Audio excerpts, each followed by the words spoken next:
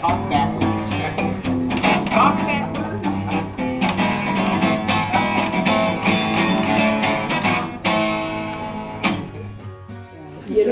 don't realize what you miss when you can't see until you can't see it, you know. So what you were talking about the last time John was here, Barry was here? Pardon? You were about to say something about last time he was here. Last time Barry was here. Oh, the last time Barry was here, we were walking from the elevator to my apartment, which is a long walk, as you know. And he said, "Mom, you're walking so good." And I thought to myself, you know, he must compare me with people that are having problems walking, because I wasn't having a problem walking. But he always found something really good to say, you know. Mm-hmm. Or if I made gazpacho, which I know was his favorite, he was, "Mom, this is the best you ever made," you know. And whatever it was, he always found something really good to say about it, you know. It may not have been the best, but he made you feel it was the best. Right. What was he like when he was a kid? You know, my memory is so poor. He was never a problem. The thing that stands out in my mind is he was always very considerate. In fact, Leslie and I were talking about this one day. He was out playing and he fell and he came back and he didn't realize, but he had broken his arm. And he was afraid to tell us because he didn't want us to worry and all that. So he came into the apartment and he hid behind the sofa so we wouldn't see him. Leslie can probably tell more about it. She actually told us that story. Did she tell you? Yeah, she said he hid. Right. I think he was afraid that Seymour was going to get mad at him. So. Yeah, right. I'm sure he wouldn't. Well, Seymour was a lot more aggressive in his parenting than I was, but anyhow, that's beside the point. But what was I going to say? I was going to say something else. But anyhow, he was always very considerate. When he started to date, and I'll never forget, Howie, you mentioned this too. When he started to date and he would be out late, you know, I'd be looking at the time and wondering, you know, if everything was all right. No sooner did I start like a little bit of worrying, I'd either get a phone call or I'd hear the key in the door and he'd come in. Remember you said that too? Sometimes you were thinking about him and we call that zing. Yeah, right. Well, whatever it is, he had that very often because he was out a lot, you know, and when he came in, that happened so often, it was unbelievable, you know. It was like a real connection with him. Well, he started out playing the trumpet. Of course, he always doodled on the piano.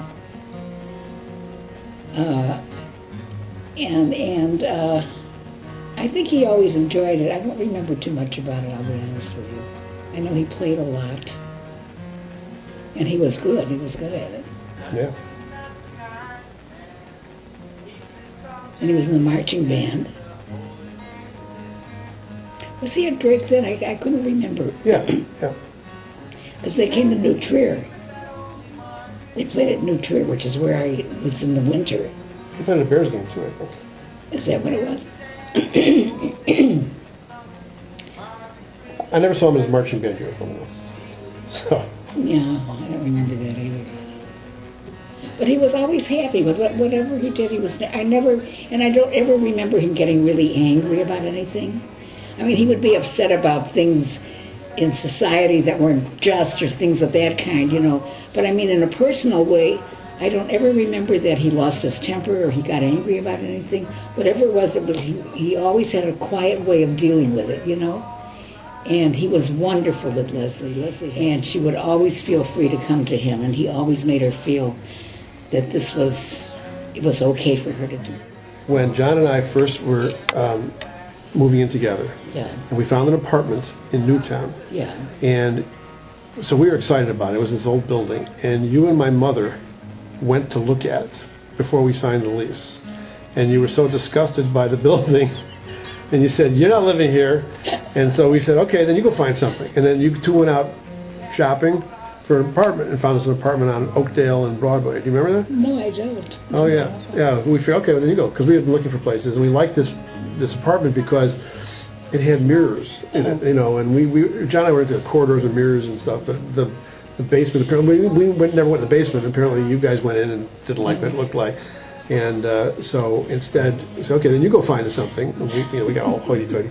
And then you found an apartment for us on, it was a 4+1 on Oakdale and Broadway. Yeah, well, you moved into that one. Yeah. Yeah, that part I remember. Any funny stories about John? Or about Barry, or either of them? Oh, tell why, for the record, why he's called Barry, why you guys only called him Barry, not John. Well, because when he was little, Jonathan was like a really long name to call a little tiny kid. And I didn't want to call him John because that sounded so goyish. So I decided, well, call him Barry. I like that name. So we all called him Barry. And I could always tell when he got a phone call whether it was a new friend or an old friend, because his old friends all called to ask for Barry. His new friends all called to ask for John. And I remember he said, I think I told you this, Joe, I remember he said that when he went to school and they were taking attendance, he didn't respond to his name, Jonathan. Mm-hmm. So and there's a funny joke. Did I tell you this joke, Howie? No. I may have told you. Anyhow, this woman was sending her little boy to kindergarten for the first time. She says, "Oh, he's a kid. You know, you'll be so happy there." And she called him every Jewish name you could think of. So when he came back from school, she says, "Little Tata, tell me, what did you learn?" He says, "I learned my name is Michael." So anyhow, that's the way it goes. But he enjoyed cooking, and when he got older, in fact, I used to call him when I couldn't remember how I made something. I said, "Bear, did I put this in? Did I put that in?" He said, "Yeah, Mom, don't you remember?" But yeah, he enjoyed cooking. But Seymour did too. Mm-hmm. My husband did too. He taught me how to make Chinese food. Yeah, he was a good cook. When we were living together, that's where I had to learn how to wash dishes. Well, he would cook that. Fair. Well, that's only fair. Did I ever tell you this story? We used to share food, but John would make lap chong bak choy, which was one of his favorites. He must have made that for you. Chinese sausage and bak choy kept. Yeah. So I came home late one night, and I was really hungry, and there was a big Tupperware bowl in the fridge of lap chong bak choy. Oh, this is nice. And so I got the chopsticks, and Chinese food you can eat cold. It was great. So man, this is really good. I'm taking a whirl, and I ate the whole thing. And then the next morning he came looking for it. I think that was the maddest he ever was. Oh, really? But it was like, man, I'm sorry. So I had to make it up to him for a while. So it was. But you never tried to cook? Oh, I would cook sometimes.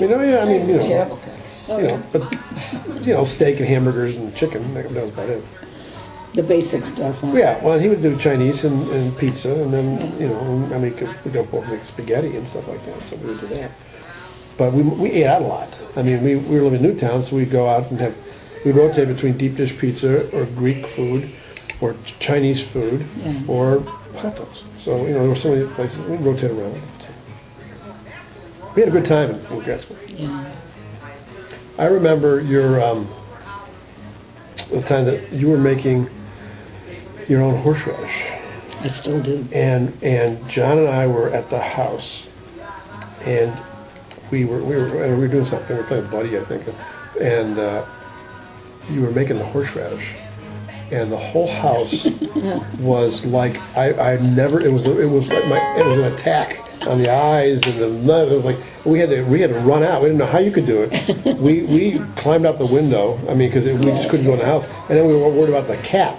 So we wrapped towels around our faces to go inside and rescue the cat. But you were merrily in the kitchen doing your horseradish. And then he would bring home bottles of your horseradish, and we would eat like little pieces at a time. It's like, okay, how much can you take? All right, I'll take it. All you had to do was look at him. His face was so friendly too. Yeah. He had a nice friendly face. Yeah. Well, he was always friendly. I was always happy when he was around.